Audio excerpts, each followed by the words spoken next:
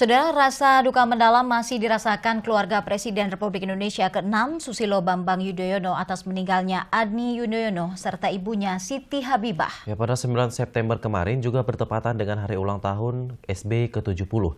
Kedua orang tua tercinta tersebut tidak dapat mendampingi seperti tahun-tahun sebelumnya. Berikut informasi selengkapnya. Lantunan doa dan zikir menggema di kediaman SBY di Cikeas pada Senin malam.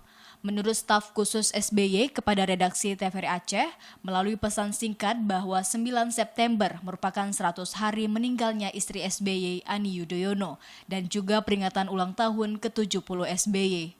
Duka mendalam memang dirasakan karena Ani Yudhoyono dan ibunda SBY, Siti Habibah, tidak bisa mendampingi SBY.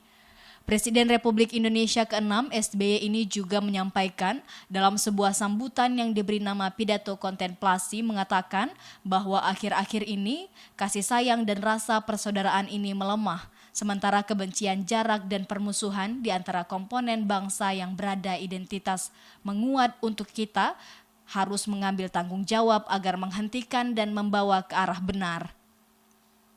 Terakhir, dirinya juga meminta semua pihak membangun nilai dan perilaku menuju terciptanya masyarakat yang baik.